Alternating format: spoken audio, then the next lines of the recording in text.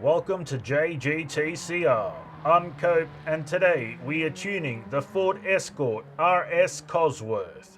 Let's get into it. In factory trim, this Ford is extremely easy to drive. It can be thrown at corners hard, and thanks to the four-wheel drive system, it is considerably forgiving. The handling is next to perfect. It is never under any stress, unless of course we are overdoing it. When driven well, it handles like it's on rails. The steering is very easygoing. Even in the harshest conditions, it remains light, nimble and pointed. The power is just over 220 horsepower, and it holds speed well once we get there. However, it can seem a touch sluggish getting there. The power delivery is amazing. The four-wheel drive system keeps everything in order, with only mild oversteer from time to time and even milder understeer. The brakes are spot on and maybe work a little too well. The brakes should be considered a sometimes food. Let's collect our time.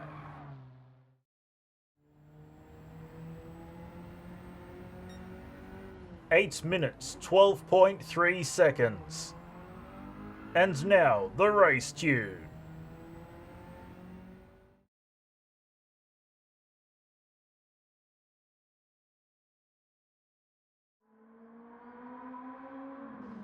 We have tuned this chassis before, and we got a 6 minutes 37, so we now have a target to beat. Let's see how we do. This Ford Escort is particularly grounded and has very few issues to contend with. The handling is rock solid. This Ford zigs and zags when we ask it to, and it does it with ease. The steering is awesome. It's well pointed and maybe even a touch too sharp, but in a good way. The power is just shy of 440 horsepower, and it carries it well. This Cosworth likes to be revved, so don't be afraid to wind it out.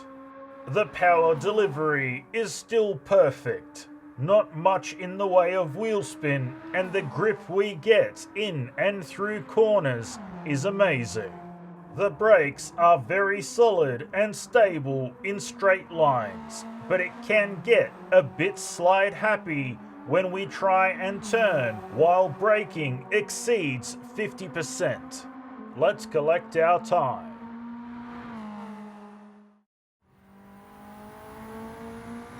6 minutes 36.3 seconds. Moving on to the drift tune.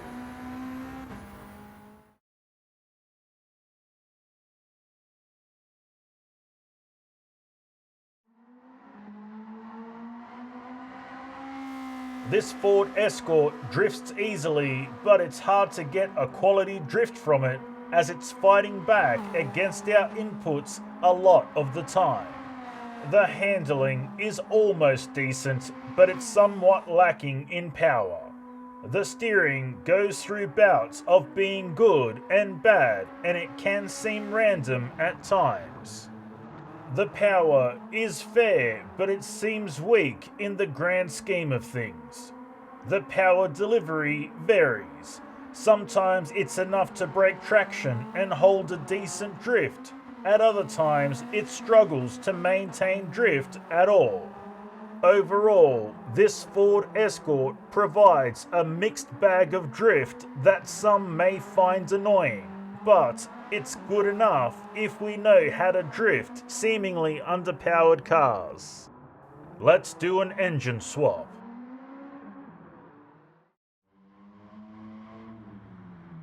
This engine swap is pure wheel spin in this four-wheel drive Escort.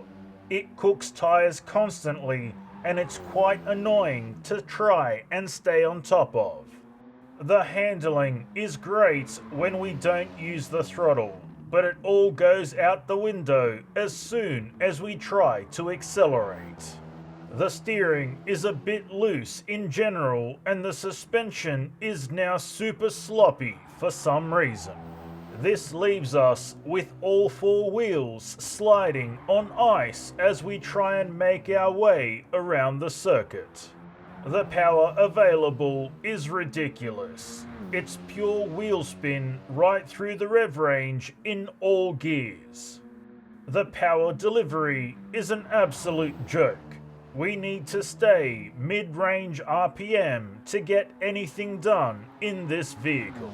The brakes are sloppy and wobbly, so it's best to use straight line braking only. Let's collect our time.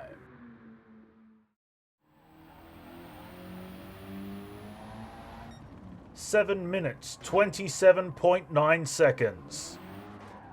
And now the race tune.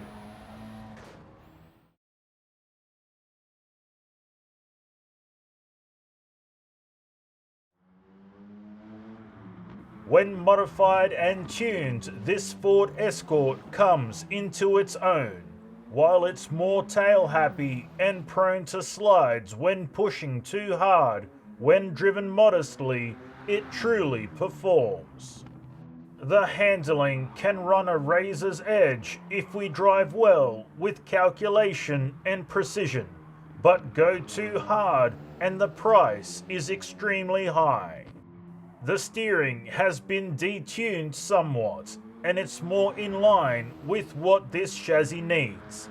It can get understeery at times, but it has much better rear traction. The power is still quite full on. There's lots of torque and pull down low with a lull in the middle and then back to torquey pull up top. This can take some getting used to, but once we find that rhythm and flow, it all comes together beautifully. The power delivery is quite good all around, and while it still wheel spins quite a bit, it is manageable. When driving this Escort, we need to be decisive on how we approach turns. Let the bottom end torque pull us through complex turns and wind out on the straights. Stick to this formula and everything comes up Millhouse. The brakes are okay and slow us down decently, but can cause tail slides if braking and turning, so straight line braking is preferred. Let's collect our time.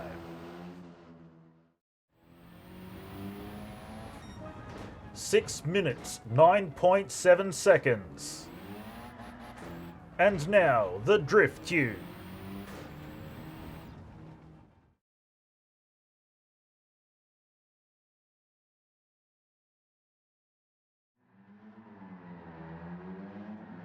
The engine swap in this Ford Escort gives us more power for drifting, but it is peaky in nature and can be a handful if we lack throttle control. The handling is a bit on the Mr. Whippy side if we are Captain Stabbin' Throttle, but if we can modulate the throttle well, it's clear sailing. The steering is great as long as we back off between gear shifts and stay away from the rev limiter. The power is just shy of 490 horsepower, but it's boggy down low and spikes quickly, becoming peaky up high. The power delivery is okay at mid to mid-high RPM. It's smooth, slides well, and has nice transitions. But get too high in the RPM and it gets erratic and snaps hard. As far as four-wheel drive drift cars go, this Ford Escort with the engine swap is acceptable, but I would say it's mid-tier. And that's all we have for you today, so until next time, keep racing!